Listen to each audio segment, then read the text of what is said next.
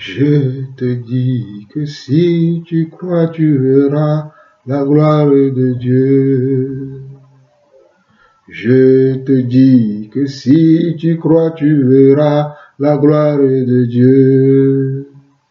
Tu verras la gloire de Dieu. Tu verras la gloire de Dieu.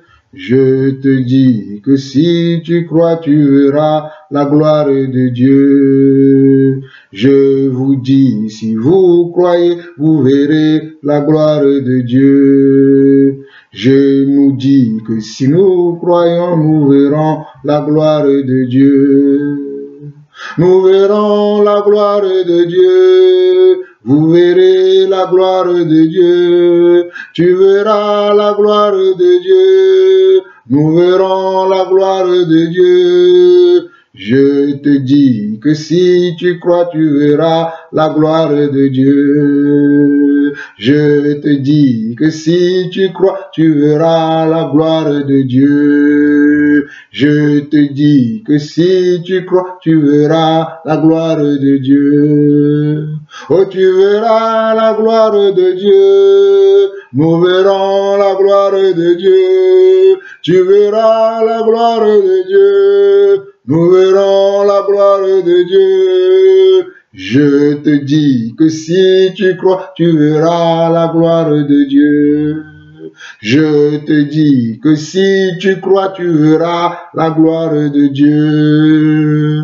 Oh, tu verras la gloire de Dieu. Tu verras la main de Dieu. Tu verras la main de Dieu. Nous verrons la main de Dieu. Je vous dis, si vous croyez, vous verrez la main de Dieu. Je vous dis, si vous croyez, vous verrez la main de Dieu. Oh, vous verrez la main de Dieu. Nous verrons la main de Dieu. Je vous dis, si vous croyez, vous verrez la main de Dieu. Je vous dis, si vous croyez, vous verrez la main de Dieu. Oh, vous verrez la lumière de Dieu. Vous verrez la puissance de Dieu. Nous verrons la puissance de Dieu. Tu verras la main de Dieu. Je te dis que si tu crois, tu verras la main de Dieu. Alléluia. Alléluia. Père, nous voulons te bénir encore en ce jour parce que ta lumière luit sur nos vies, papa. Ta lumière luit sur nos esprits. Ta lumière luit sur nos têtes, papa. Nous en qui tu as fait grâce. Nous que tu as appelés des ténèbres pour que nous puissions venir dans ton admirable lumière. Oh, papa, que toute la gloire te soit rendue. Que toute l'honneur te soit rendu. Car toi seul tu mérites nos louanges. Toi seul tu mérites les fruits de nos lèvres pour t'adorer, pour t'élever, pour, Seigneur Dieu, encore glorifier ton Saint-Nom. Voilà pourquoi, papa, je veux encore te glorifier pour ce moment. Je veux encore t'élever pour ce moment. Je veux encore te sanctifier, papa. Sanctifier ton Saint-Nom, oh mon Dieu, mon roi, mon Seigneur. Celui qui dit et la chose arrive. Celui qui ordonne et elles existent. C'est toi, mon Dieu. C'est toi le Dieu d'Abraham, le Dieu d'Isaac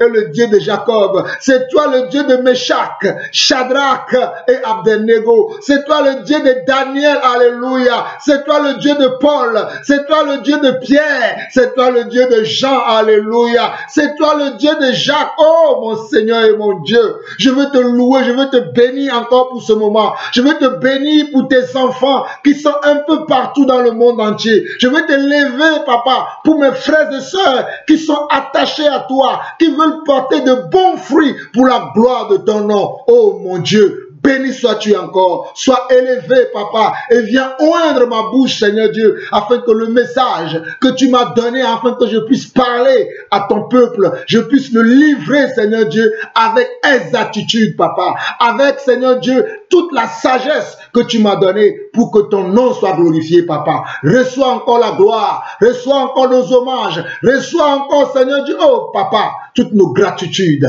Au nom de Jésus-Christ, j'ai ainsi prié où nous avons ainsi prié.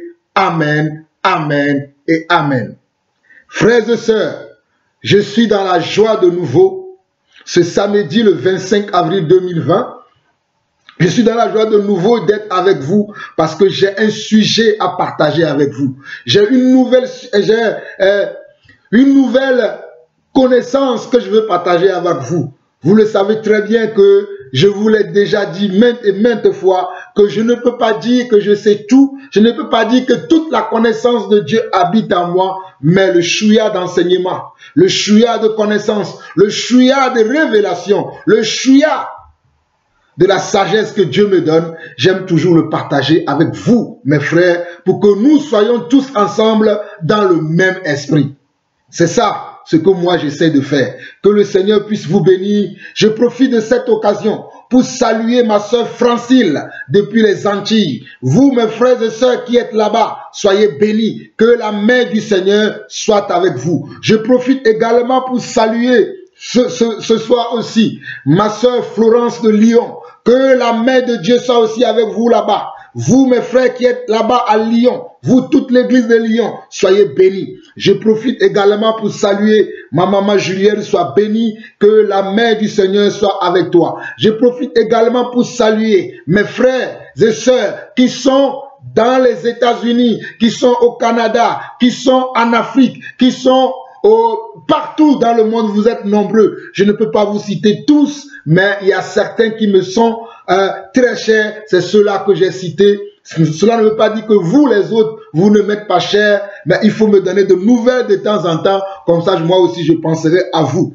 Soyez bénis, que le Seigneur vous fortifie, que la main du Seigneur soit encore sur vous, parce que le Seigneur est en train de travailler dans nos vies et dans nos caractères. Soyez bénis. Alors mes frères et sœurs, j'ai préparé encore aujourd'hui quelques mets que nous allons partager ensemble.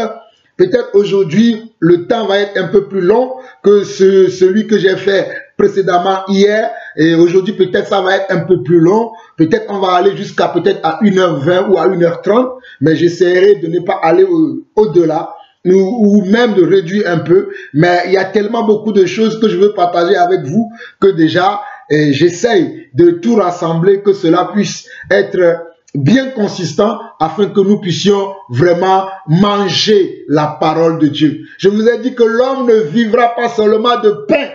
Il y a beaucoup de gens qui en ce moment, ils ne font que manger. Hein? Vous êtes nés ici pour manger?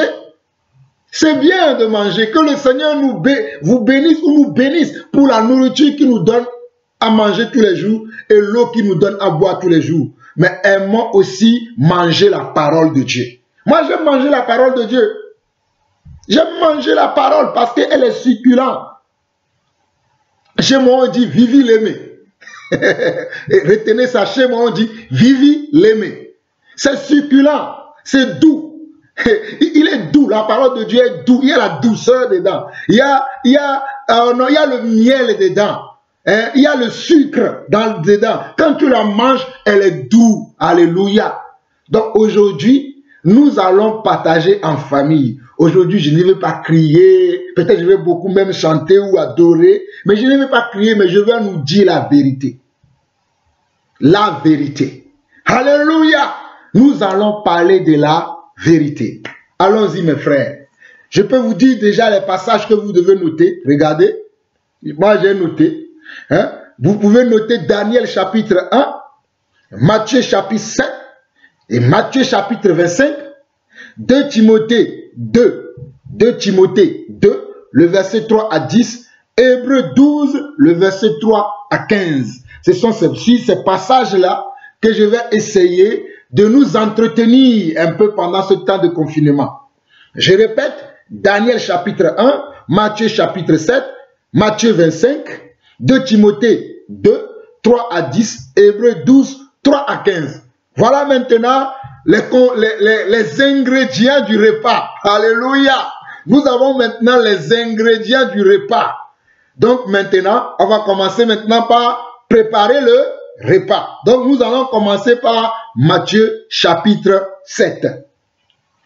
Avant de commencer, j'aimerais d'ores et déjà dire à certains qui disent que la parole de Dieu doit être que la révélation, la révélation, la révélation. Mes frères, faisons attention dans ce que nous enseignons. La parole de Dieu n'est pas que la révélation. Sinon, les apôtres ou le Seigneur Jésus ne dira pas, souvenez-vous qu'il est écrit. Il est écrit veut dire tu dois connaître ce qui a été écrit. Voilà pourquoi le livre d'Ecclésiaste va nous dire que ce qui a été, c'est ce qui est et c'est ce qui sera. Il n'y a rien de nouveau sous le soleil. Mais ce qui a été, c'est ce qui est et c'est ce qui sera. Donc arrêtons de vouloir montrer à nos frères comme si nous sommes plus spirituels que eux. Que Dieu nous parle plus que eux. En tout cas, ce n'est pas la pensée que moi je véhicule, que je suis mieux que quelqu'un. Mais Dieu me fait souvent grâce de comprendre certaines choses. Mais arrêtons de dire que la parole de Dieu n'est que révélation. Non. Il n'y a pas que la révélation dans la parole. Il faut aussi qu'on ait de la connaissance. Il faut aussi qu'on ajoute à de la connaissance comment? Je l'ai partagé avec vous dernièrement. Allez lire le livre de 2 Pierre, chapitre 2, le premier chapitre. À notre connaissance, nous devons ajouter beaucoup de choses. À notre foi, nous devons ajouter beaucoup de choses. Beaucoup de choses. À la révélation, nous devons ajouter beaucoup de choses. Donc la parole de Dieu n'est pas que de la révélation. Je suis désolé mon frère. Je suis désolé ma soeur. La parole de Dieu n'est pas que de la révélation. Hier, j'étais dans la révélation. Hier, le message que j'ai donné là. Si tu veux être dans que de la connaissance, tu ne vas pas comprendre le bien et la profondeur de ce message. Mais si tu es dans la révélation, tu comprendras. Mais aujourd'hui, je vais parler de la connaissance et le fruit que nous produisons de notre connaissance. Parce que si nous avons de la connaissance, nous devons produire un fruit. Nous devons produire des fruits avec cette connaissance-là. C'est ça que je veux partager avec nous aujourd'hui. Donc, allons dans Matthieu, chapitre 7. Soyez bénis. Matthieu, chapitre 7. Nous allons revenir dans Daniel. Alléluia. Je vais beaucoup parler dans Daniel ces derniers temps. Mais nous allons revenir. Allons dans Matthieu, chapitre 7. Nous allons lire du verset 13 jusqu'à la fin. Alléluia. Jusqu'au moins au verset 27. Écoutez-moi très attentivement. Allons-y maintenant.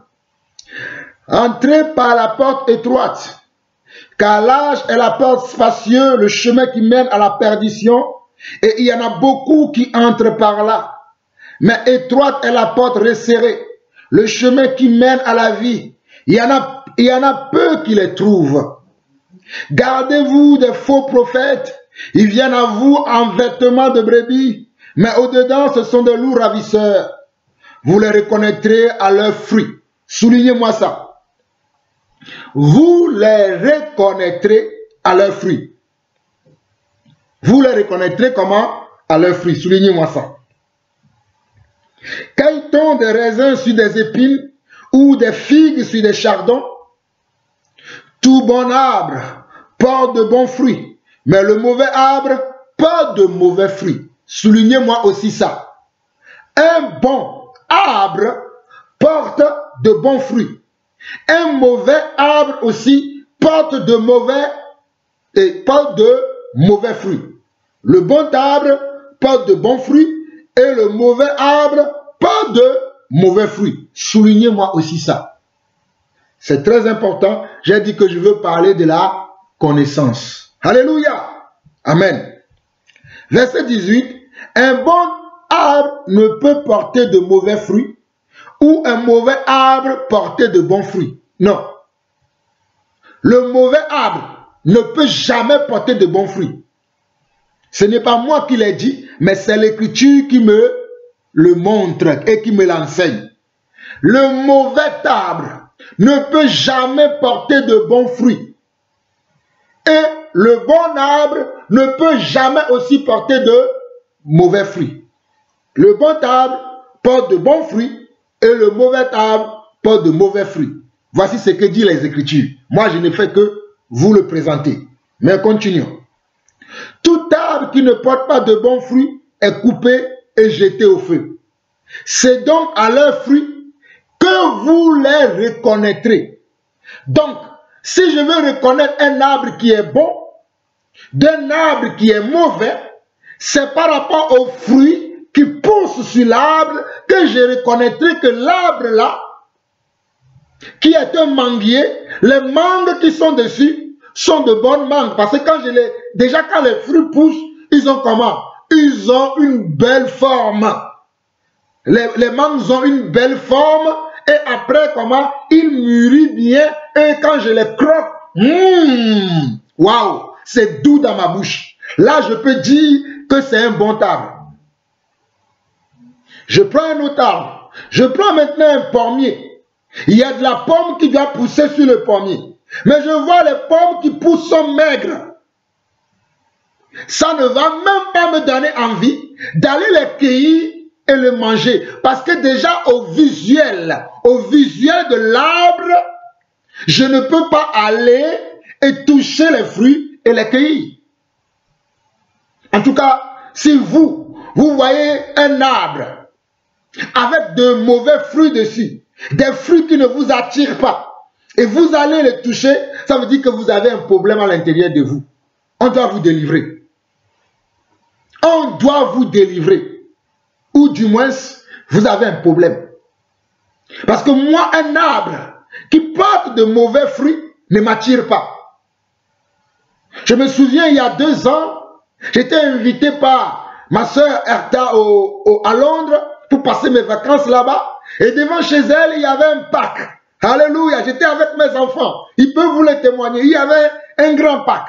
Et nous sommes partis dans le parc pour nous amuser. Pendant que nous sommes dans le parc, nous avons vu des mûriers un peu partout dans le parc. Et mes enfants et moi-même, nous avons cueilli beaucoup de mûres que nous avons mangés. Mais 2 jours plus tard, nous sommes allés encore dans le parc. Nous sommes allés plus loin. Nous avons trouvé un pommier. Et quand nous avons trouvé le pommier, il y avait beaucoup de pommes sur le pommier qui nous attiraient. Nous en avons encore cueilli et nous en avons mangé. Voilà comment un arbre qui porte de bons fruits peut nous attirer. Et nous pouvons aller cueillir les fruits et en manger. Voilà. Donc, nous sommes des arbres. Je veux dire que nous, les enfants de Dieu, selon ce passage-là, vous pouvez comprendre déjà que nous sommes des arbres. Dieu nous compare à des arbres. Si Dieu nous compare à des arbres, vous et moi, nous sommes des arbres. Et quel est le fruit que nous portons? Quel est le fruit que nous portons? Alléluia. Mon frère, où sont tes fruits? Ma soeur, où sont tes fruits? Généralement, les gens m'accusent, ils me demandent, Jean-Paul, où sont tes fruits? Et généralement, ceux qui m'accusent dans ce sens-là, ce sont les gens qui ont de mauvais fruits. Et quand je leur dis, vous avez de mauvais fruits, ils vont me dire, mais toi, Jean-Paul, qui te suis? Où est ton église? Parce que, selon eux, moi, je suis que prédicateur de YouTube ou des réseaux sociaux. Je n'ai pas d'église, selon eux.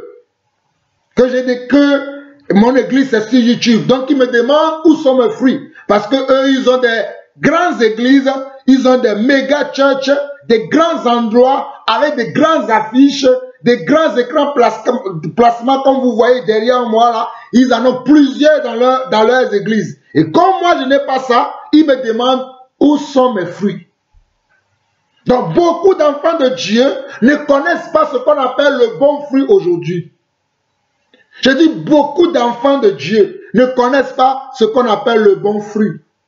Oh, le bon fruit selon Galates chapitre 6 où on nous dit le fruit de l'esprit, c'est quoi? C'est l'amour, la bonté, la bienveillance, la patience. C'est ça les fruits de l'esprit. Je ne vais pas tout citer, mais vous connaissez déjà. Les fruits que nous devons porter. Et qu'on dira que toi tu es un bon arbre, ce n'est pas parce que tu as beaucoup de gens qui te suivent. Ce n'est pas parce que ton compte en banque est garni de plusieurs milliers, de centaines et de millions d'euros, ou de dollars, ou de CFA, ou parce que dans ta maison, tu as tu as plusieurs chambres dans ta maison, où tu as beaucoup de voitures, beaucoup de choses de cette terre, que tu as beaucoup de fruits. Ne comparez pas vos pensées aux pensées de Dieu. La Bible dit que la pensée de Dieu est au-dessus de la pensée de l'homme. Et qu'autant les cieux sont élevés au-dessus de nos têtes, autant les pensées de Dieu sont au-dessus de nos pensées. Ce que toi tu appelles fruit, Dieu ne l'appelle pas fruit. Ce que tu appelles bon fruit, Dieu ne l'appelle pas bon fruit. Ce que tu appelles mauvais fruit, Dieu ne l'appelle pas non plus mauvais fruit. Parce qu'on t'a fait des reproches, tu dis que le frère a des mauvais fruits. Oh, si ça en est ainsi, même Jésus avait des mauvais fruits. Parce que Jésus passait son temps à dire aux pharisiens les mauvais fruits qu'ils voyaient dans leur vie. Jésus passait son temps à dire aux sacrificateurs les mauvais fruits qu'ils avaient dans leur vie. Donc Jésus aussi ne savait pas distinguer les fruits.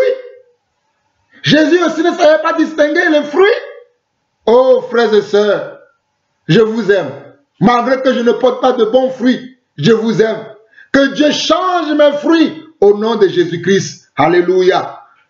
Voilà ce que je veux que vous compreniez. Quelle est la forme de tes fruits ou quelle est la couleur de tes fruits? Tes fruits sont-ils bons ou tes fruits sont mauvais? Vous avez la réponse vous-même. Continuons. Au verset 20, il nous a dit que c'est à leurs fruits que nous les reconnaîtrons. C'est à leurs fruits.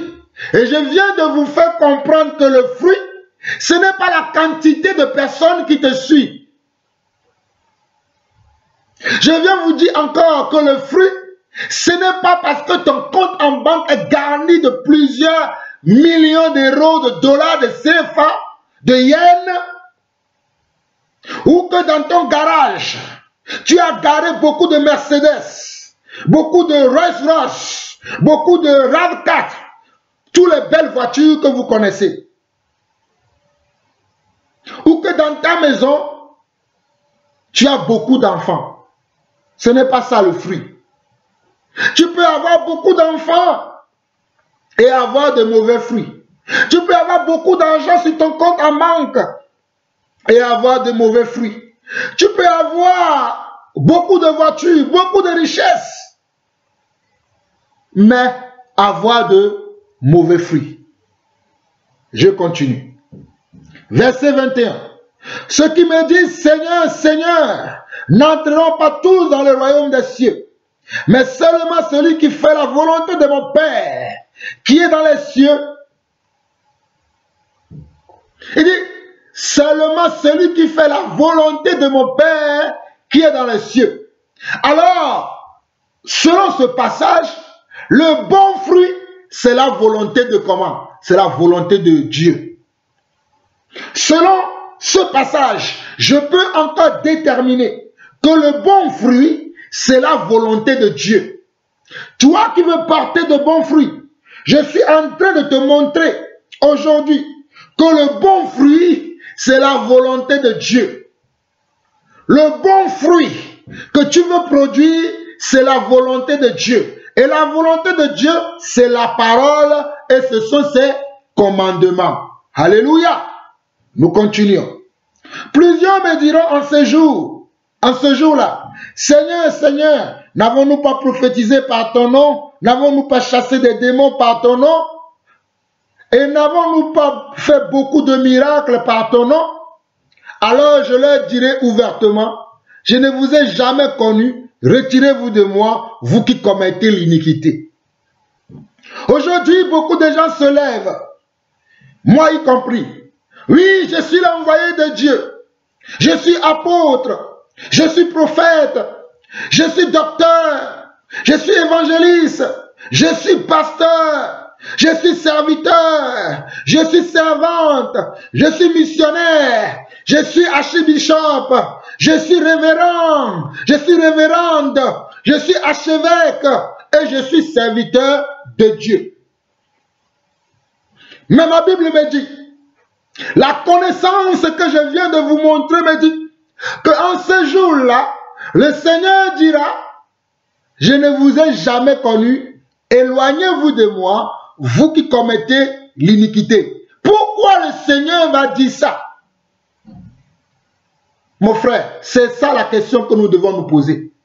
Pourquoi le Seigneur va dire, éloignez-vous de moi, vous qui commettez l'iniquité? Parce que peut-être, effectivement, ce sont des apôtres. Peut-être, effectivement, ils étaient pasteurs ou docteurs ou évangélistes. Peut-être ils étaient même un missionnaire pour Dieu. Mais quel était le fruit qu'il a produit? Quel était le fruit qu'il a produit? Quels sont les fruits qu'il avait produits? Alléluia! Les fruits étaient-ils bons ou les fruits étaient-ils mauvais? Si les fruits étaient bons, il ne se retrouverait pas dans cette phrase « Éloignez-vous de moi, vous qui commettez l'iniquité ». Il ne se retrouverait pas là-dedans. Croyez-moi, Dieu ne se trompe pas. Moi, je peux me tromper.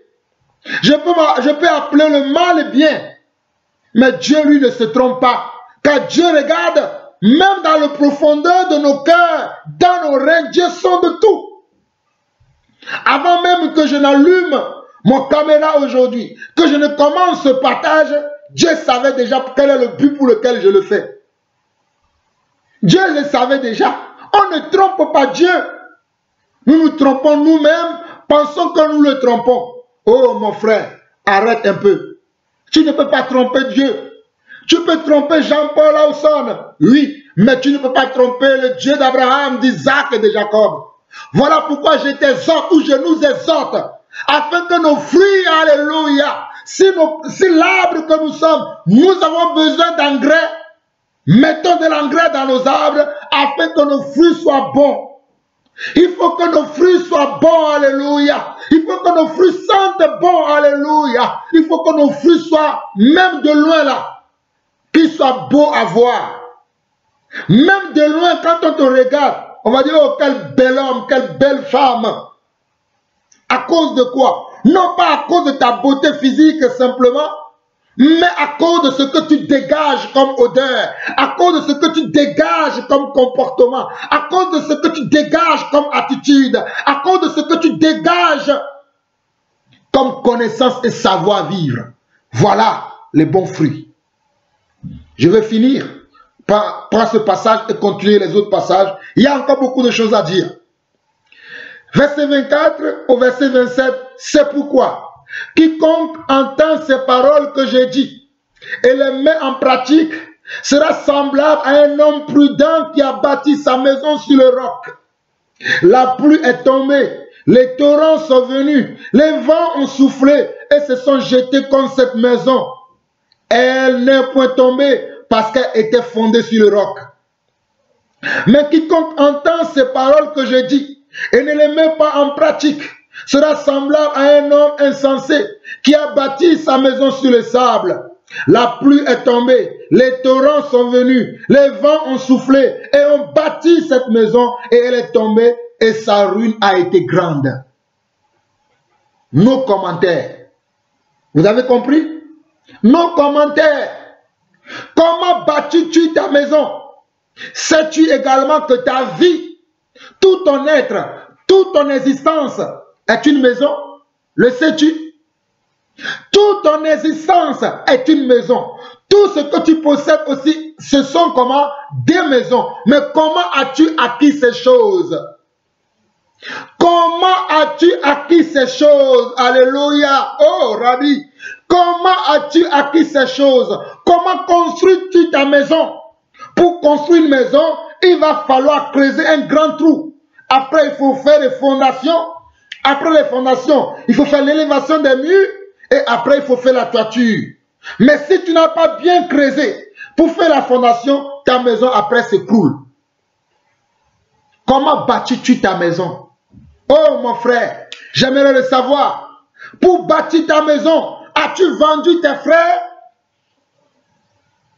Pour bâtir ta maison, as-tu vendu tes soeurs? Pour bâtir ta maison, as-tu méprisé tes frères, tes soeurs autour de toi? Pour bâtir ta maison, oh alléluia. As-tu volé les gens pour bâtir ta maison? Je te pose la question, mon frère. Toi, archibishop, toi révérend, révérende, pour bâtir ton église, pour bâtir ta maison, pour bâtir ton entreprise, comment as-tu fait pour le faire? Tout dépend de ce que tu fais avec ce que tu possèdes. Je dis tout dépend de ce que tu fais avec ce que tu possèdes. Ou tout dépend de comment tu as fait pour posséder la chose. Alléluia. Ou je dis bien, ou tout dépend de comment tu as fait pour posséder la chose. As-tu allé chez un marabout pour avoir ce mariage dont tu te glorifies?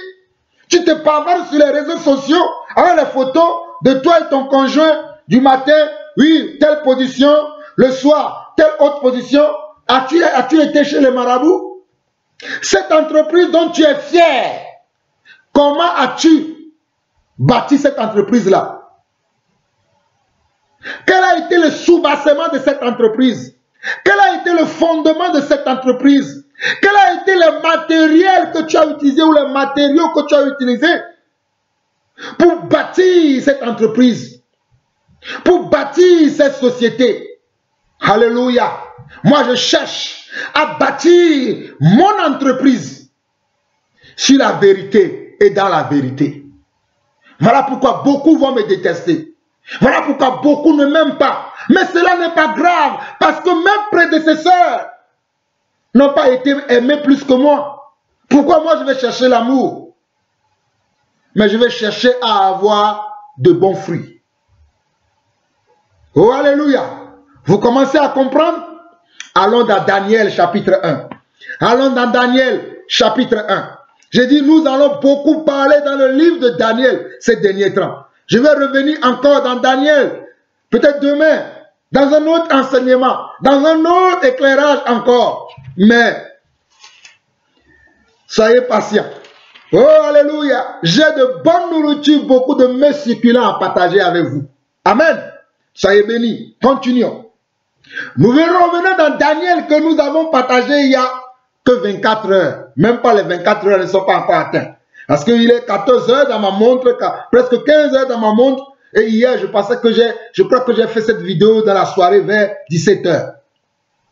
Donc, quand on voit ici, dans Daniel chapitre 1, nous allons prendre directement du verset 3 au verset 7 qui dit ceci.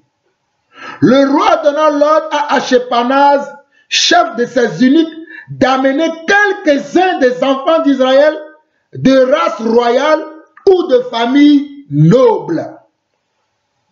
De jeunes garçons sans défaut, sans défaut corporel, beaux de figure, doués de sagesse, d'intelligence et d'instruction, capables de servir dans le palais du roi et à qui l'on enseignerait les lettres et la langue des Chaldéens. Le roi leur assigna pour chaque jour une portion des mets de sa table et du vin dont ils buvaient, voulant les élever pendant 3 années, au bout desquelles ils seraient au service du roi. Il y avait parmi eux, d'entre les enfants de Juda, Daniel, Anania, Michaël et Azaria. Le chef des eunuques leur donna des noms: à Daniel celui de Balthazar, à Anania celui de Shadrach, à Michaël celui de Meshach et à Azaria celui d'Abed-Nego. Ce que j'aimerais vous dire ici, mes frères, regardez bien le verset 3. Le roi Nebuchadnezzar, qui avait récupéré ses enfants, il avait comment un projet sur ses enfants. Il avait un plan, il avait un but, il avait une mission particulière à confier à ses enfants. Voilà pourquoi il ne voulait pas prendre n'importe qui. Je dis bien, le roi avait un projet, avait une mission, avait un appel, avait un travail à les confier. Regardez, le roi donna l'ordre, verset 3 de Daniel chapitre 1, on dit, le roi donna l'ordre à Ashpenaz, chef de ses eunuques, d'amener quelques-uns des enfants d'Israël de race royale ou de famille noble, Regardez bien, le terme qui a été employé, c'est quelques-uns. Ce n'étaient pas eux tous les enfants d'Israël ou les enfants de Juda, mais c'était quelques-uns parmi eux. Cela me rappelle un passage de Matthieu chapitre 22 qui dit qu'il y a beaucoup d'appelés, oh alléluia, mais peu sont élus. Il y a beaucoup d'appelés, mais peu sont élus. Il y a beaucoup d'appelés, mais peu sont élus. Dans ma langue maintenant, on dit Suadeko. Répétez ça avec moi. Suadeko. Suadeko.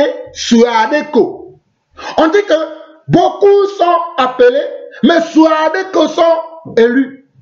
Peu sont élus. Parce qu'on nous dit le roi donnant l'ordre à Ashpenaz, chef de ses eunuques, d'amener quelques-uns des enfants d'Israël, des races royales ou de familles nobles. Il dit de les amener. Pourquoi? Parce qu'il avait un plan, parce qu'il avait un projet, parce qu'il avait une mission à leur confier. Mon frère, ma soeur, Dieu ne t'a pas sauvé pour que tu restes là assis et faire simplement que des commentaires. Je reviendrai sur les commentaires tout à l'heure et c'est fini. Dieu ne t'a pas sauvé uniquement pour ça. Dieu t'a sauvé parce qu'il a un plan, une mission particulière pour toi. Alléluia. Dis amen là où tu te trouves, mon frère. Dis amen.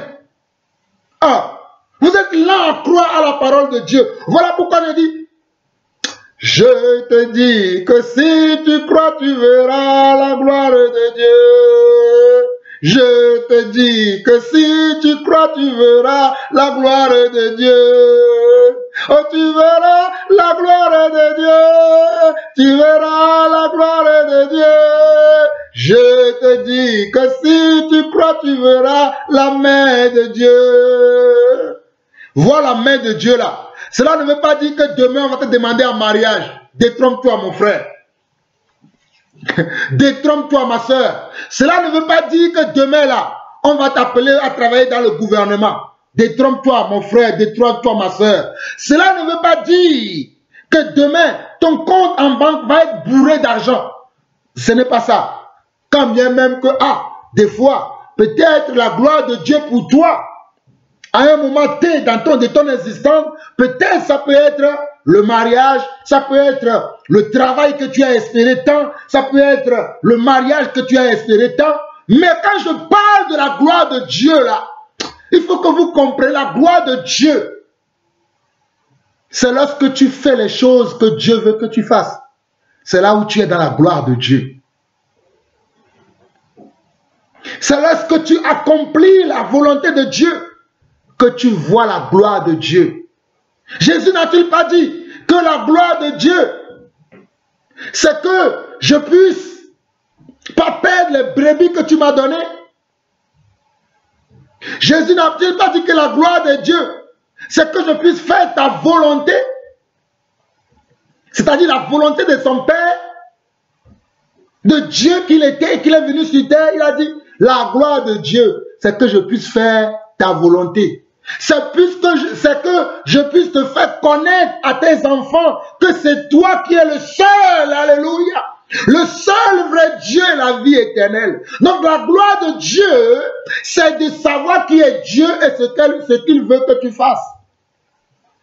Donc que le diable n'interprète pas mal ce que je suis en train de vous enseigner dans vos têtes, parce que c'est quelqu'un qui aime donne le sens des Écritures. Mais je voulais que vous compreniez aujourd'hui que la gloire dont je parle, c'est de faire les choses pour lesquelles tu es venu sur cette terre. Mes frères, mes sœurs, je vous aime, alléluia. Je vous aime tous. Voilà pourquoi je partage ces choses avec vous. Parce que c'est comme ça que moi je comprends les Écritures. Je ne comprends pas autrement. Ce que je comprends, c'est ce que je partage avec vous. Alléluia. Donc la gloire de Dieu n'a rien à voir avec le mariage que tu cherches tant. La gloire de Dieu n'a rien à voir avec la grande église que tu veux bâtir. La gloire de Dieu n'a rien à voir avec les grands véhicules de ce monde que tu veux posséder. Mais la gloire de Dieu a à voir avec le fruit que tu portes, l'attitude que tu as, le comportement que tu as. le comportement que tu adoptes, comment tu marches, que fais-tu dans ce monde. Regardez comment le roi a dit. Nous sommes dans Daniel chapitre 1, le verset 3. Le roi donnant l'ordre à Ashpenaz, chef de ses unités, d'amener quelques-uns des enfants d'Israël de race royale ou de famille noble. Regardez, ce n'est pas n'importe qui que le roi voulait prendre. Ce n'est pas n'importe qui que le roi voulait prendre dans la mission qu'il veut confier aux gens. Ce n'est pas n'importe qui que le roi voulait prendre. Alléluia. Le roi voulait bien choisir. Il voulait choisir. Regardez dans la suite au verset 4, on nous dit de jeunes garçons sans défaut corporel. Alléluia. Souvenez-vous de bons fruits. Je vous ai dit que le fruit qui est maigre, le fruit qui est percé, le fruit qui a pourri sur l'arbre n'est pas beau à voir. Regardez, on nous dit de jeunes garçons sans défaut corporel, beaux de figure, doués de sagesse, d'intelligence et d'instruction, capables de servir dans le palais. Donc ce sont des gens capables pour servir dans le palais du roi et à qui l'on enseignerait les lettres et la langue des Chaldéens. Donc le roi ne voulait pas prendre n'importe qui à son service. Le roi ne voulait pas choisir n'importe qui, mais quelqu'un qui est déjà présentable, quelqu'un sur qui on peut compter, quelqu'un sur qui on peut placer sa confiance. Alléluia. Quelqu'un sur qui on peut dire, lui là, je peux compter sur lui. Lui là, il peut faire l'affaire. Elle là, elle peut faire l'affaire. Voilà les gens que Dieu recherche. Voilà pourquoi il y a beaucoup d'appelés, mais qu'il y a peu de lui. Voilà pourquoi il y a beaucoup d'appelés, mais il y a peu de lui. On dit le roi assigna pour chaque jour une portion de mets de sa table et du vin dont il buvait, voulant les élever pendant 3 années, au bout desquelles il serait au service du roi. Mes frères, il y a ici 3 années. Combien d'années Jésus-Christ a vécu sur la terre? Combien d'années Jésus-Christ a formé ses disciples? Hier, je vous disais que ne pensez pas que ces hommes-là devaient servir le roi Nebuchadnezzar. Mais il allait servir, oh, alléluia, oh Rabbi, il allait servir le Saint des Saints, l'Éternel, le Tout-Puissant. 3 années. Jésus a formé ses disciples pendant 3 années. Le roi aussi voulait former ceux qui devaient le servir pendant 3 années. Vous ne voyez pas de similitude là-dedans? Jésus avait environ 30 ans lorsqu'il avait commencé le ministère et qu'il avait commencé à former ses disciples. Et à 33 ans, il est décédé. Il est parti là où il était. Mais il a pris soin de former les disciples pendant 3 ans. Il a pris soin de mettre dans la vie de ces disciples-là les vraies valeurs, la vraie connaissance, la vraie sagesse, l'intelligence pure qui descend d'en haut, alléluia, du Père des Lumières, dans lequel il n'y a aucun nombre de variations, mais il n'y a que de la vérité. Alléluia. Oh, alléluia. Répète avec moi là où tu es. Si tu regardes cet enseignement, dis au Seigneur, forme-moi aussi, afin que je puisse porter de bons fruits. Jésus n'a-t-il pas fait 3 ans? 3 années, il a formé ses disciples. Pour qu'ils portent de quoi? De bons fruits. Et croyez-moi, les disciples ont porté de bons fruits. Les disciples n'étaient pas des braqueurs spirituels. Les disciples n'étaient pas des pasteurs blancs, mais qui sont devenus des pasteurs noirs. Mes frères, surtout vous les Congolais, excusez-moi, vous les pasteurs congolais que je vois souvent là, je vais vous appeler des pasteurs teint clair. Des pasteurs teint clair là. Ça, ce n'est pas de bons fruits. Tu es noir, mais pourquoi tu veux devenir blanc, mon frère? What? Why not? Tu es noir comme moi, mais tu veux devenir blanc. Et tu prétends que tu es pasteur. Ça, ce n'est pas de bons fruits. Vous là, vous les pasteurs là, vous avez vos bâtiments. Et vous nous critiquez avant. Oh, ils n'ont pas de fruits, ils n'ont pas de fruits, ils n'ont pas de fruits. C'est pour ça qu'ils sont sur Internet. Ils n'ont pas de fruits, voilà pourquoi ils sont sur Internet. J'ai une question à vous poser maintenant. Pourquoi vous aussi, vous avez quitté maintenant vos bâtiments et vous venez sur Internet comme nous? Nous qui n'avons pas de fruits pour vous, ou bien qui avons de mauvais fruits. Mais pourquoi vous voulez venir encore sur notre terrain là? Laissez-nous ici. Allez maintenant dans vos églises et prêchez aux chaises. Vous manquez de sagesse et d'intelligence, mes frères. C'est pas amour que je vous dis ça. Vous étiez contents dans vos bâtiments. Vous pavanez dans vos bâtiments. Vous faisiez la fête dans vos bâtiments. Maintenant, ces bâtiments sont fermés. Voilà, on est ensemble ici. Oh Seigneur, alléluia. Voilà, maintenant, ces bâtiments sont fermés. Et nous voilà ensemble. Nous voilà ensemble. Oh, nous voilà ensemble. Nous voilà ensemble. Oh, nous voilà ensemble. Ces bâtiments sont fermés parce que vous n'avez pas compris. Ce n'est pas le bâtiment qui est la chose, mais c'est les fruits qui sont en toi.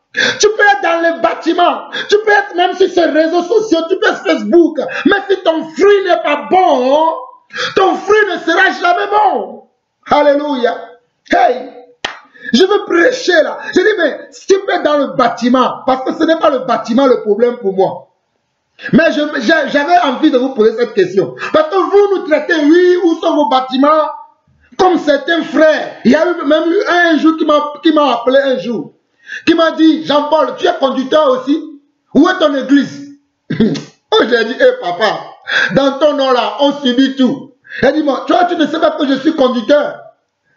Il m'a dit, non, tu es conducteur, on ne voit pas ton église. Mes frères, défendez-moi un peu aussi. Envoyez-moi des témoignages. J'ai besoin. Envoyez-moi des témoignages que je montre à ceux-là qui m'accusent tout le temps. Que non, tu ne fais que critiquer, tu ne travailles, tu ne formes pas les gens. Moi, je sais parce que Dieu me le témoigne tous les jours que tu formes beaucoup de personnes. Parce que tu fais. Voilà pourquoi je n'abandonne pas, je continue. Envoyez-moi des témoignages pour que je puisse leur montrer.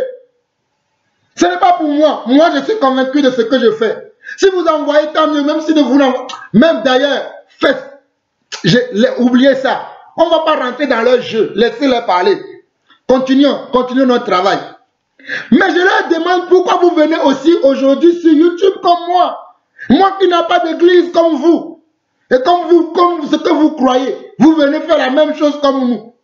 Vous venez avec la peau décapée.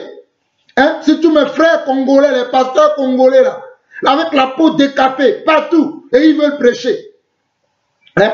Le grand star que vous connaissez, il est là dans ça aussi. Lui aussi décape la peau. Ça, ce sont des mauvais fruits, alléluia. Ce sont des mauvais fruits. Tout arbre qui ne porte pas de bons fruits, selon Matthieu 7, sera coupé et jeté au feu. Vous allez vous poser la question, quelle est la similitude entre Matthieu 7 et Daniel 1? La similitude, c'est quoi? C'est que Jésus a parlé parce que dans Matthieu 7, c'est le Seigneur Jésus lui-même qui a parlé. La similitude, c'est que Jésus nous attirait notre attention sur comment reconnaître le vrai du faux. You hear me? Jésus nous montrait comment reconnaître le vrai du faux. Parce que des fois, le vrai, il ne fait pas beaucoup de bruit. Il est calme, il sait ce qu'il est. Mais le faux là, waouh! Ils fanfaronnent le matin, midi, le soir. Partout, ils fanfaronnent. Ce n'est pas parce que tu parles beaucoup, que tu connais, que tu places bien les mots, que tu sais tout. Ou que tu vas nous tromper. Non, loin de là. Mais qu'est-ce que je veux vous faire comprendre, mes frères? Regardez ici dans Daniel chapitre 1 et dans Matthieu chapitre 7, la similitude que moi j'ai vue avec le chouïa de connaissance que j'ai. Je vois que ici, le roi n'a pas voulu prendre n'importe qui. Il a bien dit, parce qu'il y a beaucoup d'enfants qui sont venus de la déportation, beaucoup d'enfants d'Israël, du royaume de Juda et de Jéhou, il y a beaucoup qui sont venus.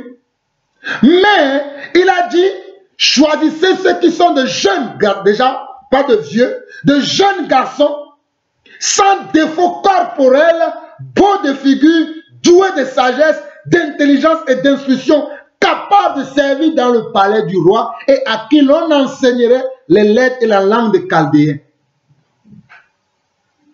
Il y a beaucoup de gens, des fois, qui m'insultent, qui me disent « Oh, tu juges, tu juges. » Ce roi n'a-t-il pas jugé?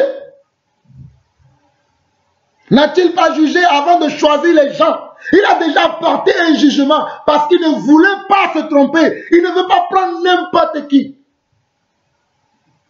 J'ai dit tout à l'heure, tout dépend de ce que tu fais avec ce que tu as. Ou tout dépend de comment tu as fait pour avoir ce que tu as. N'oubliez pas ces deux phrases-là. Tout dépend de ce que tu fais avec ce que tu as, ou tout dépend de comment tu as fait pour avoir ce que tu as. Hallelujah. That is the question. That is the question. Why? Why? C'est lamentable de voir ce qui se passe aujourd'hui, mes frères. Posons-nous de bonnes questions. Quel est le chef d'entreprise? Quel est le chef d'entreprise qui veut embaucher des gens pour travailler dans son entreprise et il va choisir la personne qui n'est pas qualifiée? Quel est l'homme qui fait ça? Il veut embaucher des gens pour travailler dans son entreprise et il va aller choisir la personne qui n'est pas qualifiée. Ou bien, il va aller choisir la personne qui va venir dans son entreprise et il va couler sa société. Ou bien, il va aller embaucher quelqu'un qui va ternir l'image ou la popularité ou la gloire de son entreprise. Quelle est la personne qui va en guerre sans armes? Et quelle est la personne qui va aller en guerre sans armes?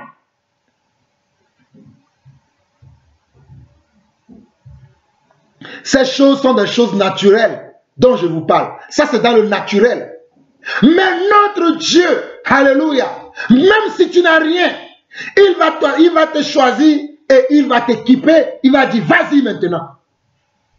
C'est seul notre Dieu qui fait ça.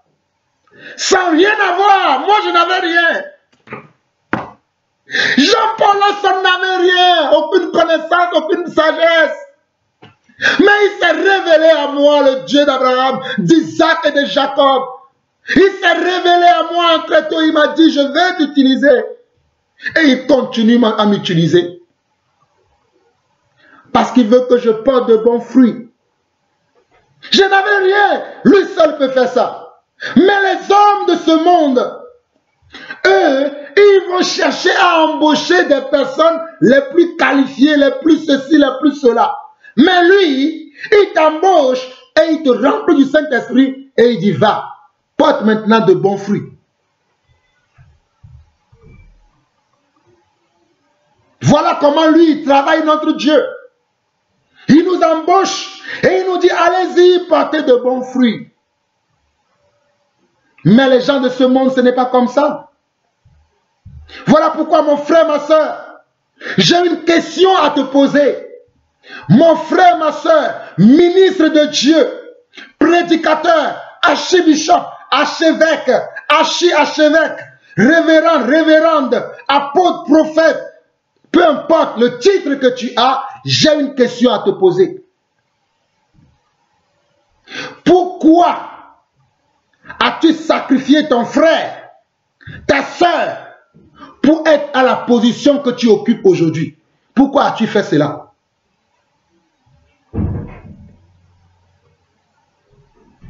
Pourquoi as-tu fait cela? Pourquoi tu couches avec cet homme ou avec cette femme pour avoir le poste que tu as aujourd'hui? Pour avoir la position que tu as aujourd'hui? Pourquoi as-tu fait cela? Pourquoi as-tu fait cela?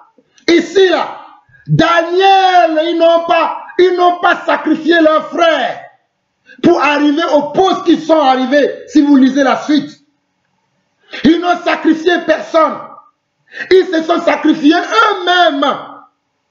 Ils se sont sacrifiés eux-mêmes. Mais toi, pourquoi tu as donné ton derrière pour avoir la position que tu as? Pourquoi tu as donné? Pourquoi tu as menti? Pourquoi tu fais des ragots derrière les gens pour asseoir ton autorité, ton orgueil, pour asseoir ta dictature que tu appelles l'Esprit de Dieu? Pourquoi? Pourquoi tu n'es pas heureux du bonheur des autres? Et pourquoi tu n'es pas malheureux du malheur des autres? Pourquoi les menaces et les insultes? Pourquoi tout ça, tout le temps ça? Des menaces et des insultes. Pourquoi tu es allé chez le marabout, toi, la sœur? Pourquoi tu es allé chez le marabout pour avoir ce monsieur? Et toi, frère, pourquoi tu es allé chez le voyant pour avoir cette femme? Surtout pour toi, apôtre, prédicateur, évangéliste, pourquoi tu es allé chez le voyant pour ton ministère, qui pour toi est glorieux? Pourquoi tu es parti voir un voyant pour arriver à ce stade-là? Pourquoi n'as-tu pas fait confiance à ton Dieu qui t'a appelé? Pourquoi n'as-tu pas marché qu'avec l'Esprit de Dieu? Mais tu as pris un autre esprit pour les mettre ensemble, pour dire c'est ça la vérité. Pourquoi tu fais ça?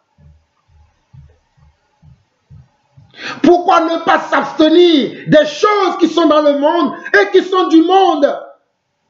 Pourquoi ne pas s'abstenir? Pourquoi ne pas s'abstenir? L'abstinence est une bonne chose, mon frère. L'abstinence est une bonne chose, ma soeur. Pourquoi ne pas s'abstenir?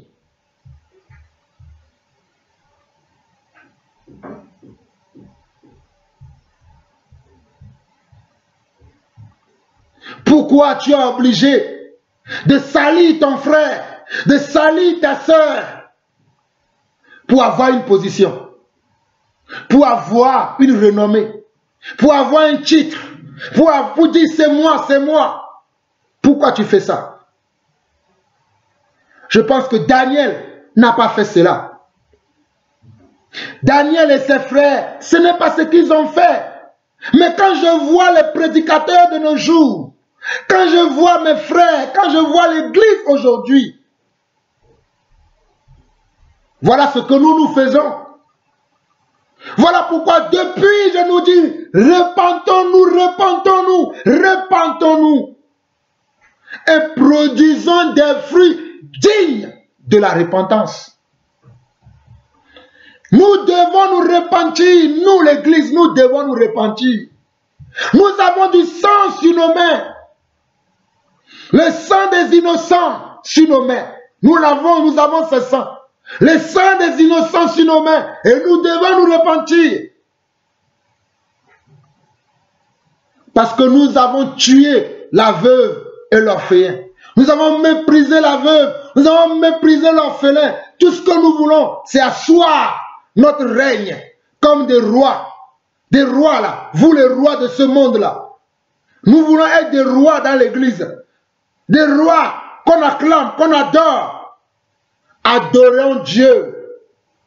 Si quelqu'un m'adore, moi je vais le gifler. Il dit réveille-toi. On ne m'adore pas. C'est Dieu qu'on doit adorer. C'est Dieu que nous devons adorer.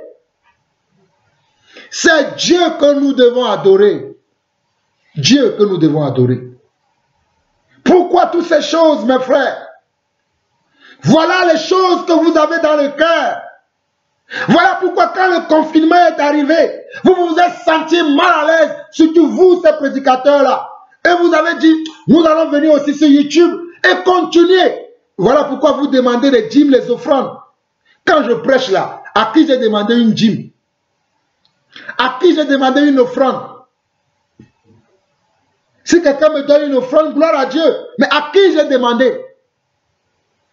Parce que moi j'ai confiance à celui qui m'a appelé. Car celui qui appelle pourvoit aussi à l'appel. Bande d'incrédules que vous êtes. Vous êtes des incrédules, vous ne croyez pas à ce que vous prêchez vous-même. Mais moi, je crois à ce que je prêche. Alléluia. Je crois à ce que je prêche. Vous ne croyez pas à ce que vous prêchez. Voilà pourquoi vous extorquez la poche de nos frères et sœurs. Voilà pourquoi vous mentez aux gens. Vous venez vous voler nos frères et sœurs.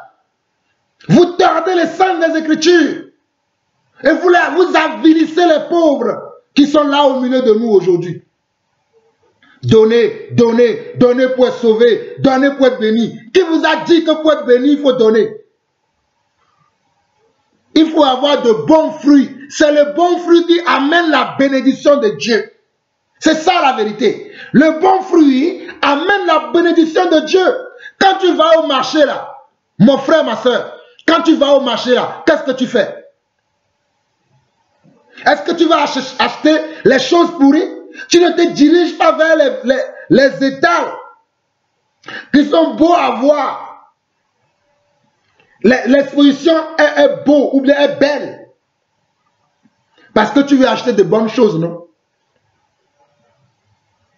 Donc si Dieu aussi nous appelle à le servir, il veut que nous le servons avec de bons mobiles, avec de bons fruits. Je dis bien avec de bons fruits. Mais où sont vos fruits, mes frères? Allons dans Matthieu rapidement. Matthieu rapidement. Oh Matthieu, Matthieu, Matthieu, Matthieu, Matthieu. Allons dans Matthieu 25. Alléluia. Alléluia. Il y a beaucoup de choses à dire dans Matthieu. Mais je vais commencer directement à partir du verset 14. Je laisse la première partie, vous connaissez ça. Mais méditez vous-même. Je vais commencer par le verset 14.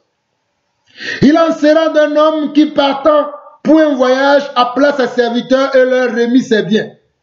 Il donna 5 talents à l'un, 2 à l'autre et au troisième et 1 au troisième, à chacun selon sa capacité, et il partit.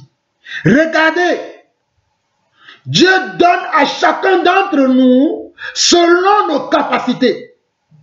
Parce que Dieu nous connaît plus que tout le monde. Voilà pourquoi lorsqu'il nous appelle, il nous donne quelque chose selon notre capacité. Toi, tu veux avoir la capacité de Jean-Paul. Tu n'es pas Jean-Paul. Toi, tu veux avoir la capacité de Jean. Tu n'es pas Jean. Tu veux avoir la capacité de Pierre. Tu n'es pas Pierre. Dieu te donne une capacité selon ce que tu peux faire. J'avance. Aussitôt, celui qui avait reçu les 5 talents s'en alla, les fit valoir et il en gagna 5 autres. De même, celui qui avait reçu les 2 talents en gagna 2 autres. Celui qui n'en avait reçu qu'un alla faire un creux dans la terre et cacha l'argent de son maître. Longtemps après, le maître de ses serviteurs revint et leur fit rendre compte. Celui qui avait reçu les 5 talents s'approcha en apportant 5 autres talents. Et il dit, Seigneur, tu m'as remis 5 talents, voici j'en ai gagné 5 autres. Son maître lui dit, c'est bien, bon et fidèle serviteur, tu as été fidèle en peu de choses, je te confierai beaucoup. Entre dans la joie de ton maître. Celui qui avait reçu les 2 talents s'approcha aussi et il dit, Seigneur, tu m'as remis 2 talents, voici j'en ai gagné 2 autres. Son maître lui dit, c'est bien, bon et fidèle serviteur, tu as été fidèle, je te confierai beaucoup, entre dans la joie de ton maître. Celui qui n'avait reçu qu'un talent, regardez comment le mauvais fruit arrive. Celui qui n'avait reçu qu'un talent s'approcha ensuite et il dit, Seigneur, je savais que tu es un homme dur, qui moissonne où tu n'as pas semé et qui amasse où tu n'as pas vanné. C'est vrai ce qu'il dit, hein? Mais il est méchant. Ce qu'il a dit là, ça c'est vrai. Dieu moissonne là où il n'a pas vanné. Il sème là où Dieu sème partout. Ça c'est vrai. Mais regardez ce qu'il a fait, verset 25. Il dit, j'ai eu peur et je suis allé cacher ton talent dans la terre. Voici, prends ce qui est à toi. Et beaucoup d'entre nous là, nous sommes comme celui-là. Beaucoup d'entre nous sommes comme celui-là. Le talent que Dieu nous a donné, la grâce, le don que Dieu nous a donné, nous le cachons. Parce que nous ne voulons pas travailler. Nous sommes une génération de paresseux et de paresseuses. Nous ne voulons pas travailler. Pendant qu'il est jour, la nuit va arriver, je vous préviens. La nuit arrivera. Mais pendant qu'il est jour, travaillons. Soyons au travail, soyons de bons laboureurs, labourons la terre, défrichons la terre, travaillons. Mais lui n'a pas voulu travailler. Verset 26, son maître lui répondit, serviteur méchant et paresseux, tu savais que je moissonne où je n'ai pas semé et que j'amasse où je n'ai pas vanné. Il te fallait donc remettre mon argent au banquier et à mon retour, je vais retirer ce qui est à moi avec un intérêt. Avec un intérêt. Dieu ne t'a pas choisi pour que tu sois là simplement dans le royaume sans aucun intérêt. Apporte quelque chose, pas ton salut. Apporte quelque chose, pas ta délivrance. Apporte quelque chose, pas ta foi. Produis de bons fruits. Alléluia. Voilà ce que je veux dire. Tu dois produire quelque chose pour le royaume. Pour que le royaume soit fier de toi. Pour que le royaume puisse être fier de toi. Produis quelque chose. Je continue. Verset 28. Ôtez-lui donc le talent et donnez-le à celui qui a les 10 talents. Car on donnera à celui qui a et il sera dans l'abondance. Mais à celui qui n'a pas, on ôtera même ce qu'il a. Et les serviteurs inutiles, jetez-les dans les ténèbres du dehors où il y aura des pleurs et des grincements des dents. Vous ne voyez pas la similitude de celui-là, de ce passage avec ce que nous avons lu dans Matthieu 7. Et ça sortait de la bouche de Jésus-Christ.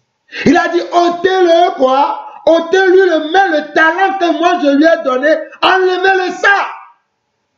Dieu t'a donné un don, Dieu t'a donné un appel, Dieu t'a donné un ministère pour que tu produises de bons résultats, de bons fruits.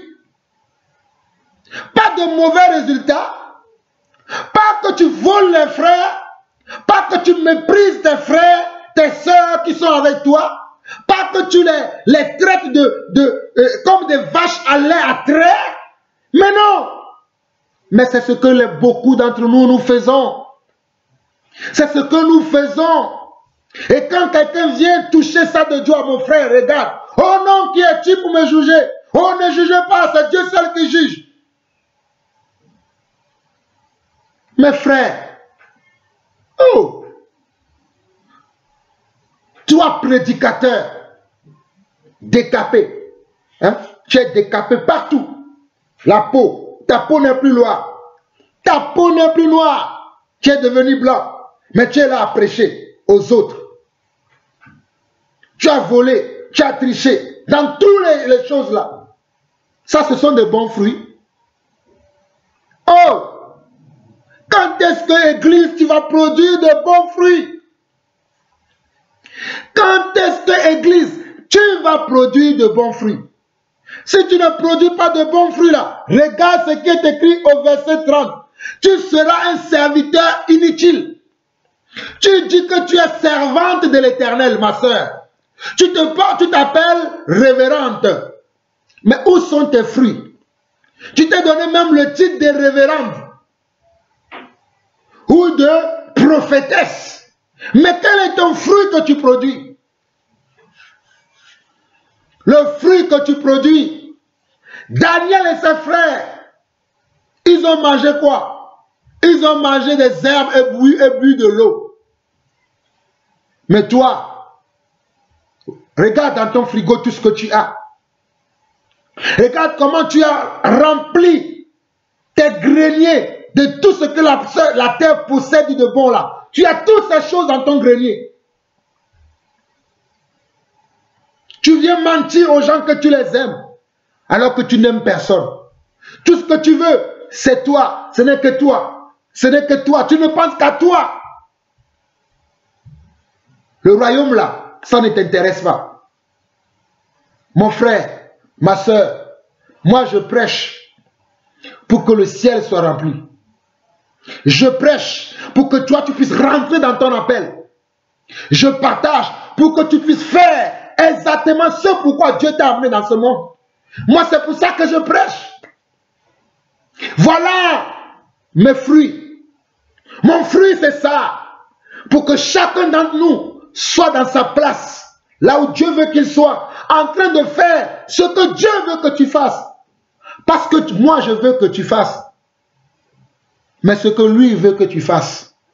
C'est sa volonté que tu dois accomplir. Car il a dit dans Matthieu 7, verset 21. Uniquement celui qui fait ma volonté rentrera dans mon royaume. Regardez ici. Dans la fin de ce passage de Matthieu 7, il a dit, éloignez-vous de moi, vous qui commettez l'iniquité. Ici, dans Matthieu 25, le verset 30, on dit, et les serviteurs inutiles, jetez-les dans les ténèbres du dehors, où il y aura des pleurs et des grincements de dents. C'est-à-dire où il y aura des regrets. Voilà. Où il y aura des regrets. Voilà pourquoi je vous ai posé la question tout à l'heure. Pourquoi as-tu donné ton derrière, mon frère? Il y a même des pasteurs qui donnent leur derrière pour pouvoir faire tomber des gens par terre. Comme disait le grand frère Charles Kalingano dernièrement, amenez-le-moi, amenez-le-moi, amenez-le-moi, amenez-le-moi, l'onction est là, amenez-le-moi. On doit amener les gens à Jésus ou on doit les amener à nous? Qui sommes-nous? Voilà pourquoi on voit les gens tomber dans les églises n'importe comment. C'est ça le fruit? Comme si nous étions quelque chose. Oui, l'onction est là. Je sens l'onction ici. Je sens l'onction. Oui, je sens l'onction. Alléluia. L'onction est là. Allez, venez semer sur cette onction. Venez semer sur cette onction. Vous allez voir votre mariage. Vous allez voir vos affaires. Venez semer sur cette onction. Bande de voleurs. C'est ça l'onction. Mauvais fruit. Tu n'as rien compris. Tu es un serviteur inutile. L'onction ne demande pas l'argent. L'onction de Dieu là, le Saint-Esprit qui est l'onction là, il ne demande pas l'argent. L'onction est là. L'onction est ici. L'onction est ici. Oh, l'onction est ici. Je sens là-bas, je le sens dans mes mains. Vous le sentez aussi, vous le sentez aussi. Ah là là là là là. Oh. Cinéma, baliverne, n'importe quoi. Ce n'est pas ça l'onction. Produisons de bons fruits, Église. J'avance. Verset 31 jusqu'à la fin maintenant. Lorsque le Fils de l'homme viendra dans sa gloire, nous sommes toujours dans Matthieu 25. Et là nous lisons à partir du verset 21, il dit, lorsque le Fils de l'homme viendra dans sa gloire avec tous les anges, il s'asseyera sur le trône de sa gloire. Toutes les nations seront assemblées devant lui. Il séparera les uns d'avec les autres, comme le berger sépare les brebis avec les boucs. Et il mettra les brebis à sa droite et les boucs à sa gauche. Alors le roi dira à ceux qui seront à sa droite, venez, vous qui êtes bénis de mon Père, prenez possession du royaume qui vous a été préparé dès la fondation du monde. Il y a un royaume qui nous a été préparé dès la fondation du monde. Il y a une récompense qui nous est préparée dès la fondation du monde. Si nous portons de bons fruits, nous hériterons ce royaume-là en tant que récompense pour les œuvres que nous aurons faites, pour les bons fruits que nous aurons portés.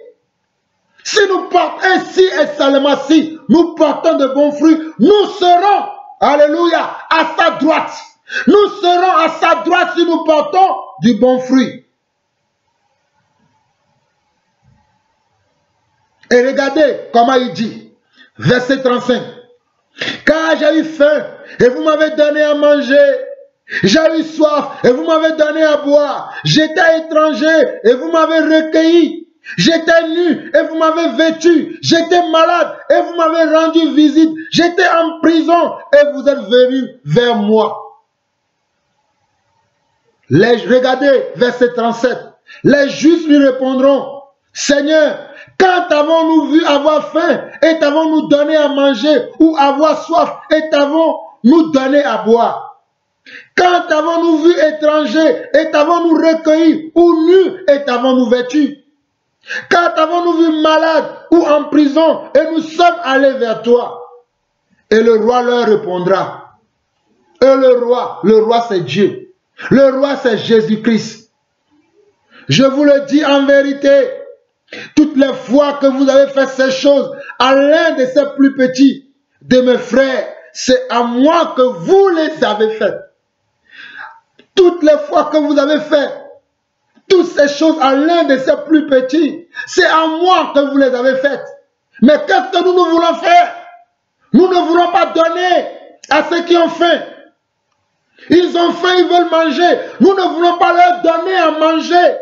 Oh, pasteur, ventre paresseux, c'est pitoyable. Il y a beaucoup de frères et sœurs dans ton assemblée, dans ton église, qui ont faim et soif. Mais tes dîmes et tes offrandes sont beaucoup plus importants que leur vie. Le nouveau bâtiment que tu comptes acheter est beaucoup plus important que leur vie. La nouvelle voiture que tu veux acheter est beaucoup plus importante que leur vie. La nouvelle maison que tu veux acheter est beaucoup plus importante que leur vie. La femme que tu veux amener à l'hôtel est beaucoup plus importante que leur vie. Voilà ce que nous faisons. Et nous disons que nous sommes des serviteurs de Dieu. Regardez, ils ont faim et soif. Mais on ne s'occupe pas d'eux. On veut avoir des grands écrans dans nos églises. C'est l'écran que les gens vont manger.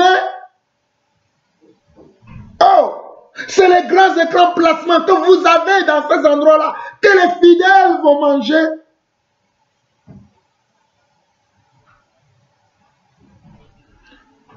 Que Dieu te bénisse, toi mon frère, toi ma soeur, qui a à cœur de soutenir les affamés, les délaissés, les oubliés de ce monde. Tu as à cœur de se souvenir de eux, tu le fais. Que Dieu te bénisse. Toi qui as déjà soutenu quelqu'un qui avait faim, que Dieu te bénisse. Toi qui as déjà soutenu quelqu'un qui avait soif, que Dieu te bénisse.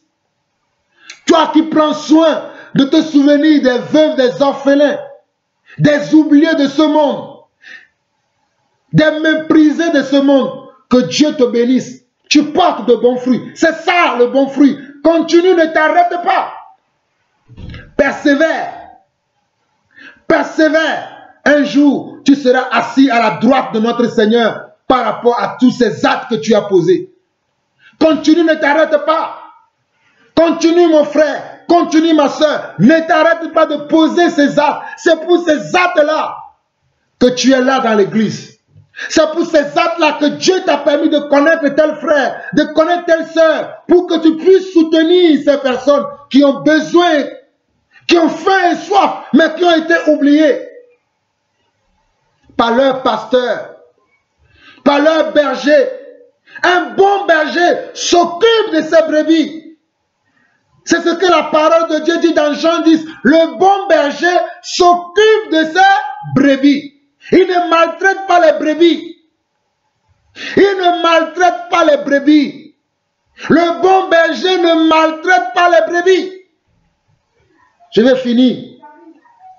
Verset 48, 41. Ensuite, il dira à ceux qui seront à sa gauche, retirez-vous de moi, maudits. Vous voyez? Retirez-vous de moi qui maudit. Ce n'est pas moi qui vous maudisse. Hein? Le Seigneur vous a déjà maudit. Vous qui ne produisez pas de bons fruits, vous êtes des maudits. Vous avez la malédiction du monde sur vos têtes. Vous qui ne produisez pas de bons fruits, vos fruits sont pourris, vos fruits sont mauvais, vous êtes des maudits. Retirez-vous de moi, maudits, allez dans le feu éternel qui a été préparé pour le diable et pour ses anges. Mais j'ai une bonne nouvelle pour vous. J'ai une bonne nouvelle pour vous, les maudits, que le feu éternel, à l'origine, n'a pas été préparé pour vous, n'a pas été préparé pour moi. Le feu éternel a été préparé pour qui? A été préparé pour le diable et ses agents. Donc tu peux encore te racheter, mon frère. Tu peux encore te racheter, ma soeur. Le feu éternel n'a pas été préparé pour toi. Oh. Le feu éternel n'a pas été préparé pour toi. Le feu éternel, oh, alléluia. Le feu éternel n'a pas été préparé pour toi. Tu peux encore te racheter. Il est encore possible. Si tu n'as pas encore franchi la ligne rouge, si tu n'as pas encore blasphémé contre le Saint-Esprit, tu peux encore te racheter.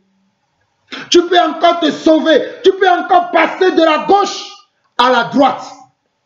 Tu peux encore passer de la gauche à la droite. Oh mon frère, oh ma soeur. Même s'il faut que je crie, je crierai encore à gosier ouvert, afin que nous passions de la gauche à la droite, afin que nous passions de mauvais fruits à bons fruits. Nous devons passer de mauvais fruits à bons fruits. Nous devons quitter le péché et aller dans la volonté de Dieu. Nous devons le faire. Nous devons le faire. Tu dois le faire. Je dois le faire. Ensemble, nous devons le faire. Le feu éternel n'a pas été préparé pour nous. Il est préparé pour le diable. Mais si tu veux continuer à servir le diable et ses intérêts, tu te retrouveras avec lui. Mais à l'origine, il n'a pas été préparé pour toi. Voilà la vérité. J'avance. Verset 42. J'ai eu faim et vous ne m'avez pas donné à manger. J'ai eu soif et vous ne m'avez pas donné à boire. J'étais étranger et vous ne m'avez pas recueilli. J'étais nu et vous ne m'avez pas vêtu. J'étais malade et en prison et vous ne m'avez pas rendu visite. Ils répondront aussi, Seigneur, quand avons-nous vu ayant faim ou ayant soif, ou étranger, ou nu, ou malade, ou en prison, et ne t'avons-nous pas assisté? Et il leur répondra, je vous le dis, en vérité, toutes les fois que vous n'avez pas fait ces choses à l'un de ces plus petits, c'est à moi que vous ne les avez pas faites, et ceux-ci iront au châtiment éternel, mais les justes à la vie éternelle. Regardez, vous allez encore m'accuser que c'est moi qui ai écrit cela. Je vous ai dit dernièrement que avant que mon arrière-grand-père puisse rencontrer mon arrière-grand-mère et que mon père et ma mère puissent aussi me mettre dans ce monde, cette parole existait déjà. Je suis venu dans ce monde le découvrir. Donc ne me dites pas que c'est moi qui ai écrit cela. C'est moi qui ai écrit cela. Non. Toutes les fois que toi, prédicateur, toi, enseignant de la parole de Dieu, toi, apôtre, prophète, évangéliste, pasteur et docteur, tu ne prends pas soin des brebis de Dieu. Tu as beaucoup plus soin de tes programmes personnels. Tu as beaucoup plus soin de tes projets personnels que les projets de Dieu. Souviens-toi de ce que je viens de te lire maintenant. Souviens-toi de ce que je viens de vous montrer maintenant. Toi qui te pavanes sur les réseaux sociaux, réclamant encore tes dîmes et tes offrandes, maudissant les enfants de Dieu. Malheur à toi si tu ne te réponds pas. Malheur à toi si tu ne te réponds pas. Malheur à toi si tu ne te réponds pas. Toi qui viens sur les réseaux sociaux, rechercher quoi? Que tes dîmes et tes offrandes. La vie des gens ne t'intéresse pas. Leur foi ne t'intéresse pas. Comment ils vivent dans leur maison en ce moment ne t'intéresse pas. Mais toi tu veux avoir que ta dîme et ton offrande.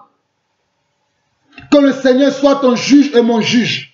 Si c'est moi qui dis n'importe quoi, que le Seigneur nous juge tous les deux. Mais je sais, selon ce qui est écrit, que le Seigneur dit que si quelqu'un a faim, nous devons lui donner à manger. Si quelqu'un a soif, nous devons lui donner à boire. Si quelqu'un est étranger, nous devons le recueillir. Mais ce n'est pas ce que nous faisons aujourd'hui. Voilà pourquoi j'ai dit, tout dépend de ce que tu fais avec ce que tu as. Ou tout dépend de comment tu as fait pour avoir ce que tu as. Retenez cette phrase. Tout dépend de ce que tu fais avec ce que tu as, et tout dépend de comment tu as fait pour avoir ce que tu as. Tout dépend de là. Tout part de là. Si ça n'a pas été fait selon les règles, Dieu te vomira. Allons-y, nous allons finir par là, parce que je pense que le temps que le Seigneur m'a imparti, ce temps arrive à son terme. Allons dans 2 Timothée 3, très rapidement, où nous allons finir. 2 Timothée 3, 2 Timothée 3, 2 Timothée 2, verset 3 au verset 10. Regardez. Dis, souffre avec moi comme un bon soldat de Jésus-Christ. Il n'est pas de soldat qui s'embarrasse des affaires de la vie, s'il veut plaire à celui qui l'a enrôlé. Et l'athlète n'est pas couronné s'il n'a pas combattu suivant les règles. Il y a une règle que nous devons appliquer dans le royaume. C'est la règle de l'amour. Jésus-Christ a dit, si vous m'aimez, gardez mes commandements. C'est par l'amour qu'on reconnaîtra que vous êtes mes disciples. Et l'amour ne prétend pas dire que j'ai l'amour et je ne pense qu'aux dîmes et aux offrandes. Pendant que les gens n'ont plus de salaire, pendant que les gens sont confinés à la maison, ils sont embarrassés, ils sont dans la peur, dans la crainte. Mais moi, je continue à demander que la dîme et les offrandes. Voilà, il dit que l'athlète n'est pas couronné s'il n'a pas combattu suivant les règles. Il y a des règles que Dieu a établies dans le royaume. Il y a des façons que Dieu a établies dans le royaume, dans lesquelles nous devions marcher, nous qui sommes ses enfants. Et moi, j'appelle cela des fruits. Et les fruits là que toi et moi nous portons, ces fruits sont mauvais. Je vais finir la lecture. Et l'athlète n'est pas couronné s'il n'a pas combattu suivant les règles. Le laboureur qui peine doit être le premier à recueillir les fruits.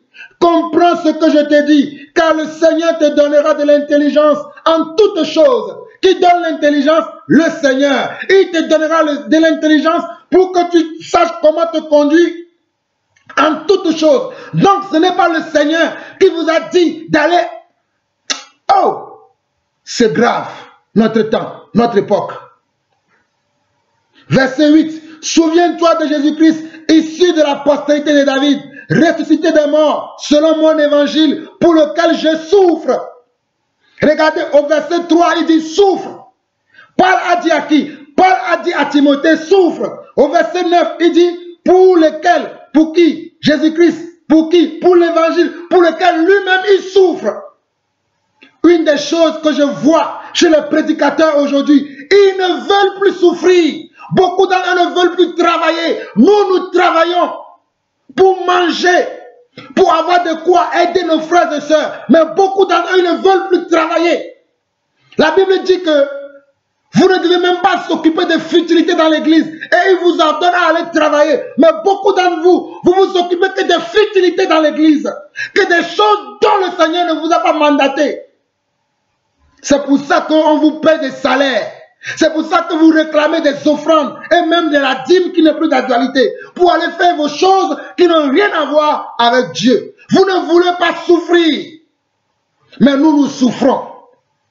Je vais continuer à souffrir parce que c'est dans la souffrance que je suis né et c'est dans la souffrance que je partirai et je serai dans le repos plus tard à la droite de mon Seigneur. Verset 9. Pour lequel je souffre jusqu'à être lié comme un malfaiteur. Mais la parole de Dieu n'est pas liée. Mais la parole de Jésus n'est pas liée. Mais la parole de Yeshua Mashiach n'est pas liée. Voilà pourquoi je prêcherai jusqu'à la mort la vérité, afin que nous produisons de bons fruits dans le royaume. Nos fruits sont mauvais. Je vous interpelle mes frères. Je vous interpelle mes sœurs. Nous devons produire de bons fruits. Le fruit, alléluia. Cette nuit, ce message va te hanter. Cette nuit, ce message va te hanter, prédicateur. Ce message va te hanter. Tu dois produire de bons fruits. C'est pourquoi je supporte tout à cause des élus, afin qu'eux aussi obtiennent le salut qui est en Jésus-Christ avec la gloire éternelle. Mes frères et sœurs, que le Seigneur vous bénisse.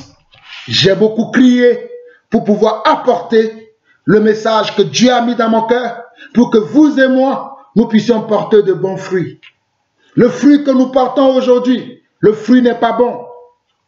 Le fruit que la plupart d'entre nous portons aujourd'hui, le fruit n'est pas bon. Le fruit sent mauvais et Dieu attend de nous que nos fruits soient bons. Dieu attend de nous que nous nous repentons de nos mauvaises attitudes. Je vais finir par là parce que j'ai dit que je reviendrai sur le commentaire. Mon frère, ma soeur, tu as qui écrit un commentaire, qui va commenter les vidéos des uns, les vidéos des autres, qui va dire n'importe quoi, sache que Dieu te jugera aussi pour ton commentaire. Sache que Dieu te jugera aussi pour ton commentaire. N'allez pas dire n'importe quoi si nous ne comprenons pas les choses. N'allez pas parler pour parler, mais parlons parce que nous sommes convaincus. Parlons parce que nous portons de bons fruits. Pourquoi tu vas aller insulter les gens dans ce qu'ils enseignent, dans ce qu'ils apportent comme exhortation, enseignement, comme encouragement? Pourquoi tu vas aller les insulter? Pourquoi tu vas aller faire de mauvais commentaires sur leur page? À cause de ce mauvais commentaire, tu peux te retrouver dans le feu éternel. Le sais-tu? Soyons indulgents. Soyons retenus dans nos commentaires. Mes frères et sœurs, je peux continuer à dire beaucoup de choses. Mais je veux simplement nous dire que nous devons porter de bons fruits. Produisons de bons fruits. Shalom, shalom et shalom.